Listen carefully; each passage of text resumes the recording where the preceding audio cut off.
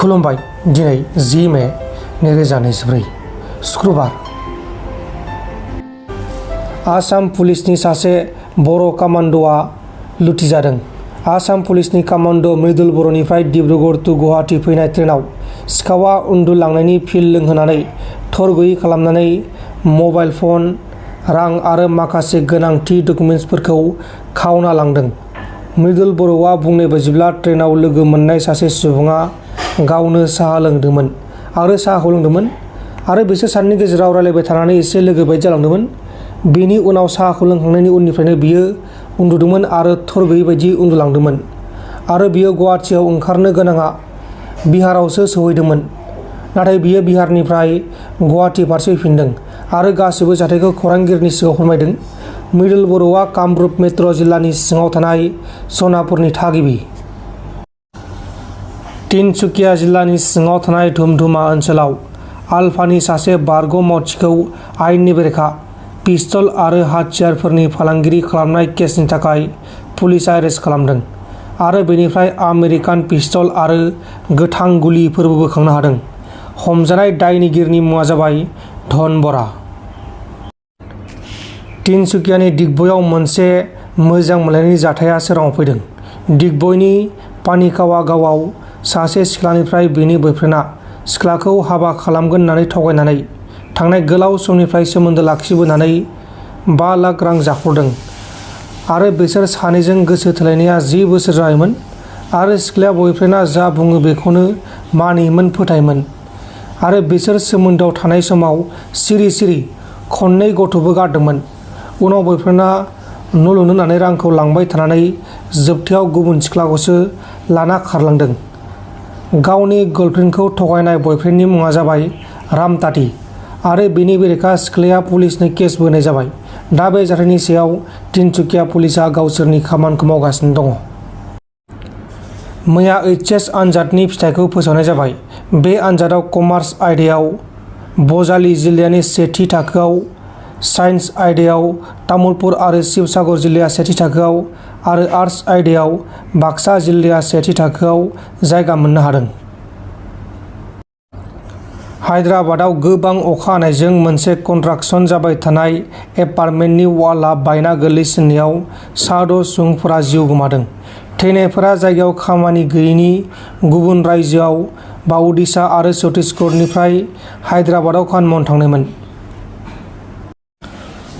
आसाम आरो अरुणाचल बर्डाराव बिश्वनाथ जिल्लानि सिङाव थानाय तिनिसुकियाव सासे गथ'आ गावनि लोगोनि बार्थडे फालिनो थांनायाव हेंगिं ब्रिजनिफ्राय गोलैनानै थैदों। बिसोर गासै 7 लोगोफोरजों थांदोंमोन आरो बार्थडे फालिनो थाखाय थांदोंमोन आरो थैनाय गथ'आ फट' लाबाय थानाय समाव हरखाब फिस्लायना गोलैनायाव बे जाथाया जादों। थैनाय गथ'खौ हस्पिटालाव लांनाय जादोंमोन नाथाय रैखा खालामनो हायासै। दावराव देख्रेब नार्जारिया एलार्जि जानानै सानफ्रामबो गावनि थौले मेलेमजों सोरखौबा बखिबाय थायो होननानै रुंगुल बर'आ बुंदों। दावराव देख्रेब नार्जारिया एलार्जि जानानै गावनि थौले मेलेमजों सोरखौबा सानफ्रोमबो बुखिलाबाय थायो। दा माखासे जुक्ति जुदि थायोब्ला थिगैनो दङ। बिथाङा बुङो माने डिसिनो पावारखौ होबाय, बिथाङा फैथों, बिथाङा प्रुफ लानानै फैथों, माला डिसिनो पावारखौ होदो। दिनैनि तारिखाव जों गले गले बुंदों जे डिसिनो जोङो पावारखौ होआखै, पावारा जोंनियावनो दङ। बिथांनि बाथ्राया बर' हारियाव दिनैनि तारिखाव मोनबो भेलु गैया। बिथांनि बाथ्राखौ रावबो खोनासङा। बिथांखौ बयबो BPFनि एजेन्ट, हाग्रामानि आथिं सोलाग्रा होननानै मिथिगौ। जों बयबो मिथिगौ मानसिया बैसो जानाय लोगो लोगोनो बिथांनि जा एक्सपिरियेन्स बेजों लोगोसे बांसिन बुजिनाय बा गियानि जासिनो। नाथाय जोंनि बिटिआरआव साफा सानै मानसिफोर दङ जाय बोराय होलांनानै एसे असुबिदा बाथ्राफोरखौ बुङो, सेंग्रा जोलैखौ मिसलिड खालामनो नागिरो, बर' रायजो राजा बिथांमोनखौ मिसलिड खालामनो नागिरो। बिथांनि बाथ्राखौ दिनैनि खौरां मेलनि गेजेरजों एक्सप'ज खालामनो नागिरदों। बयबो मिथिगौ बिथाङा अलरेडि गावखौनो मैया प्रेस मिट होनानै एक्सप'ज खालामनानै लादों। बिथाङानो जाबाय दावराव देख्रेब नार्जारि।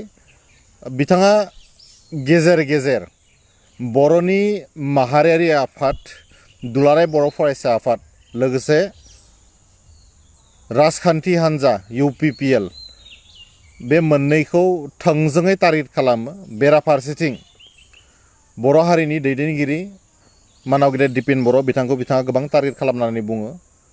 आरोबाव बिथाङा दानि बिटिआरनि CEM मानाव गेदेर प्रमद बर' बिथांखौ गोबारै टारगेट खालामनानै बाथ्रा बुङो। बिथाङा गिबियाव गावखौनो इस्टाब्लिश खालामना लादोंमोन जे बिथाङा निउट्रेल सासे इन्टेलेक्सुवेल होननानै, नाथाय जों नुबाय मैया दाखालै जिफोर बाथ्रा जालांदों बेखौ कालार फुननानै बिथाङा बेखौ गुबुन महर होनो नागिरदों। दा दावराय देख्रेब बिथाङा गेजेर गेजेर बुंनो नागिरो जे बिटिआरआव असान्ति जादों होननानै। बेनि जा फिननाय बर' रायजो राजाया ओरै बिथांखौ होनो लुबैयो जे बिटिसि सासन खालामग्रा हाग्रामा महिलारिनि समाव 150निबो बांसिन बर'नि इन्टेलेक्सुवेलफ्रा जिउ खोमानो गोनां जादोंमोन। बेनि गेजेरावबो थांनाय 17 बोसोराव मानाव गेदेर हाग्रामा महिलारि बिथांनि समावहाय 3निख्रुइ बांसिन गुबुन हारिजों बर'फोरजों दाङाबाजि जानो गोनां जादोंमोन। बै समाव खिन्थु हाग्रामा महिलारि बिथाङानो चिफमोन। दा दावराय देख्रेब नार्जारि बिथाङा बुंनो नागिरो गाव निउट्रेल होननानै, नाथाय मायबा मोनसे जुदि एसे फिसा भुल बुजाबुजि जायोब्ला, मिस आन्डारस्टेन्डिं जानो नागिरोब्ला बेखौ मिसलिड खालामनानै इन्टायार बिटिआरआवनो असान्ति जाबाय होननानै बिथाङा बुंनो नागिरो। दा गिबियाव बिथाङा BPFनि मानसिखौ जुदि सोरबा समालोचना खालामोबा बिथाङा थाबनो एलार्जि जानानै लोगो प्रेस मिट होयो। बेनि मिनिङा मा? बिथाङाथ' गावखौनो सिगां बुंदोंमोन जे गावलायनो निउट्रेल, गाव माने समाज सिबियारि, गाव जातिखौ मोजां मोनग्रा होननानै गावखौ इस्टाब्लिश खालामनो नागिरदोंमोन।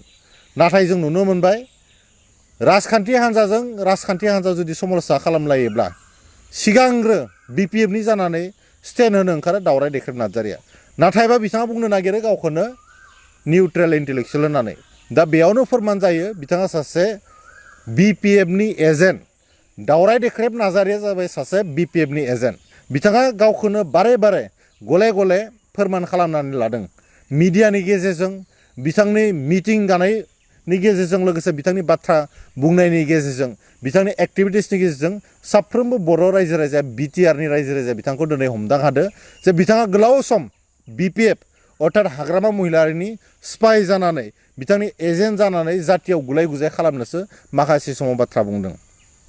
दा माखासे समाव जोङो बिथांनि बेलायाव नायोब्ला मालाबा पुलिसजों हमजानायबो नुदों। निस्सय मोजां मानसिफ्रा पुलिसजों हमजाया। थारैनो पुलिसजों हमजानायनि आन्दोआव मा दङ बर' रायजो राजाया मोनथिगौ। दा बिथांखौ बर' रायजो राजाया मावजि बुन्दा होननानैसो बुंनो नागिरो। मावजि बुन्दाया जाबाय जोबोद लुभिया, गावनि लुबैनायनि थाखाय, गावनि लुबैनायखौ हमथानो हायैनि थाखाय बियो जेरावबाबो सिखार खालामनो ओंखारलाङो। मोनायावबो सिखार खालामो, सानावबो सिखार खालामो, एकमात्र गावनि उदैनि थाखाय, गावनि सार्थनि थाखाय। बेनिखायनो दावराय देख्रेब नार्जारि बिथांखौ मानाव गेदेर बिथांखौ बर' रायजो राजाया नाम होदों मावजि बुन्दा होननानै। नोंथांमोन दिनैनि खौरांफोरा बेखिनिल'मोन। बेखिनिसिम नायनायनि थाखाय नोंथांमोननिसिम रोजा साबायखर। गोजोन्थों। एसेनोसै। जय बर' हारिनि।